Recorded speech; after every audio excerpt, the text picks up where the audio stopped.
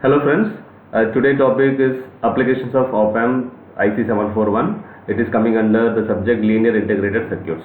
So in this video we will discuss few applications that is related to operational amplifier, both linear as well as non-linear operations. So first thing we will discuss about the basic comparator. How this op-amp will be used to compare the two input signals. See here, this is the operational amplifier under open loop configurations. Here we don't have any feedback network from input to output. So it is a open loop configurations, and this will become non-linear operations.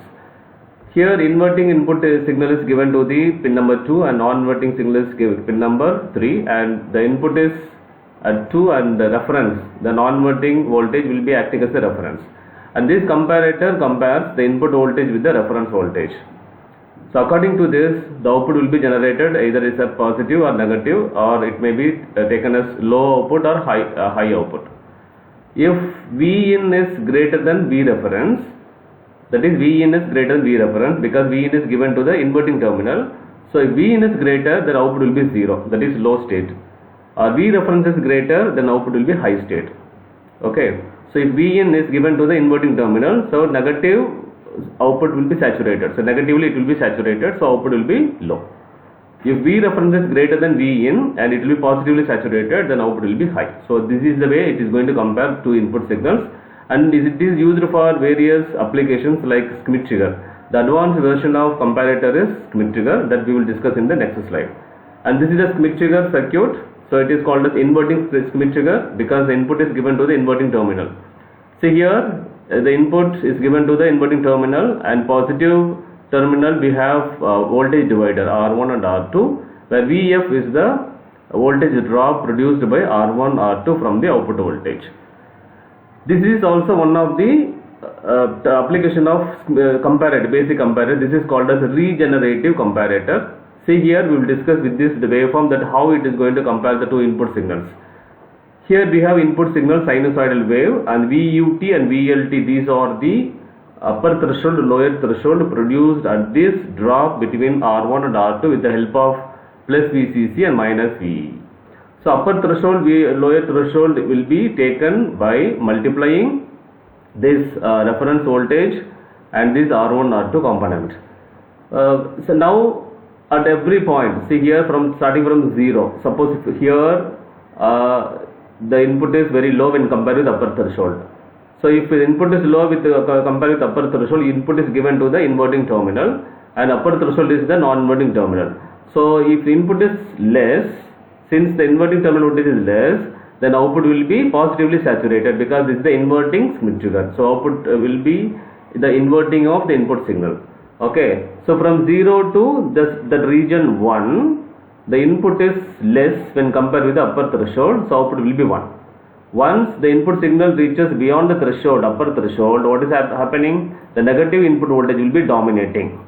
So if negative voltage input is dominating, that is negative terminal voltage, then output will be negatively saturated.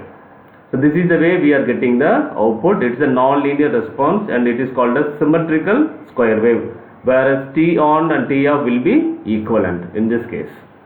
Why? Because it is going to supply an equal amount of upper threshold and lower threshold from the drop across R1 and R2, and this is given and explained in the term of hysteresis diagram. So this is hysteresis.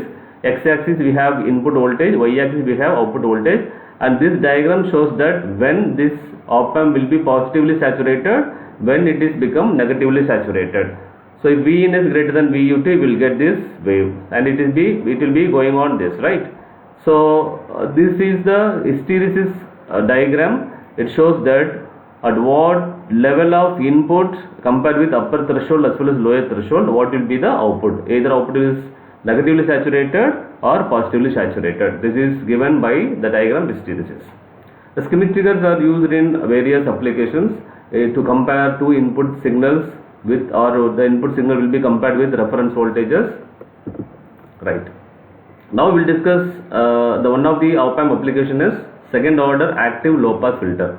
Low pass filter in the sense it is going to pass only low frequency information, and active means op-amp will be connected. Op-amp is the active component. Second order in the sense second order we have two RC network combinations we have. If it is 3 RC combination, it will be third order filter. If the order is increases, and we can increase the roll-off rate. But what is the drawback? If the order is increases, there are more complexity, more RC component will be added together, and that will affect the gain bandwidth of the product.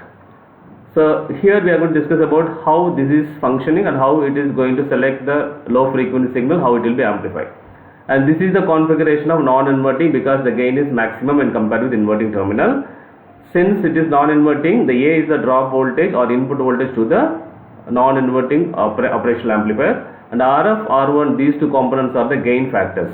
R2, C2, R3, C3, these are the feedback network. It's going to select, it's a filter component. It is a filter component. It's going to select the frequency component.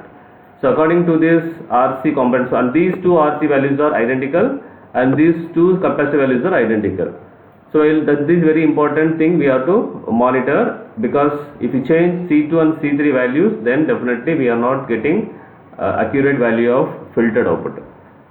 So the first RC combination will filtered, and second RC combination will give the roll-off rate of minus 40 degree. Then the drop is given over here. Now this signal will be given to the operational amplifier, that will be amplified. So first the input is given to the filter section. Next it is given to the amplifier section. See, here we have two waveforms. One is red color indicator, and the another one is a blue color. The red color one is having a roll-off rate of minus 20 dB. The roll-off rate is nothing but it's the gain detection rate with respect to frequency. Sorry. If the order is increases, we will get the response will be nearly ideal case. So this is the difference between first order, second order, and third order filters.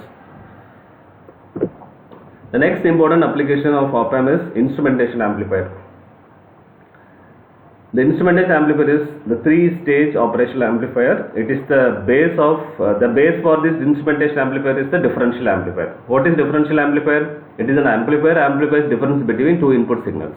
Then what is instrumentation amplifier? It is the advanced version of differential amplifier. What is the special characteristics of differential amplifier? It has common mode rejection ratio. What is common mode rejection? It is the ability to reject common mode signals. Why we have to reject common mode signals? The common mode signals noise will be present. Most of the common mode signal noise will be present. So it has the ability to reject noisy information. So this will be used for amplifying low level input signal also. For example, heartbeat monitoring, and there are many transducer output, microphone output, Wheatstone bridge, where the output will be very low level. That will be in microvolt or millivolt even, right? So those kind of low level signals will be amplified. How it will be amplified? We need a very high gain amplification, that is done by instrumentation amplifier. In this instrumentation amplifier we have 3 stages. That is, A1 is non-inverting, A2 is also non-inverting configuration, A3 is the differential amplifier configuration, and this is the drop output of A1, the output of A2. This difference will be amplified by this A3 differential amplifier. And this RG is used for gain adjustment. So since all these components are connected externally, so we can adjust easily the gain factors. So this is the best amplifier when compared with other amplifications, because it has very good voltage gain will be produced. And this is the gain formula. It is equal to 1 plus RF1 plus RF2 by RG into R2 by R1. The R2 by R1 is the gain factor of differential amplifier. And what are the advantages? There are many things are there. First thing is, since resistor values are connected externally, we can easily adjust all these resistive components in order to vary the gain. And it has very high input impedance, and it has very low output impedance to drive maximum current in the output. And CMRR is very much greater when compared with ordinary differential amplifier. Because of this will be used for almost all the industries where it needs to amplify the output of lot of transducers. And what are the applications? We noted these are the different applications mainly used for amplifying the transducer output: thermocouple sensors, strain gauges, measurements of Wheatstone bridge, etc. And these amplifiers are used in navigations, medicals, radar systems. These amplifiers are used to enhance signal to noise ratio in audio applications like audio signals with low amplitude. These amplifiers are used for imaging as well as video data acquisition in the conditioning of high speed signals, and these are used in RF cable systems for amplification of the high frequency signals. So with this we will complete the today's session. Thank you.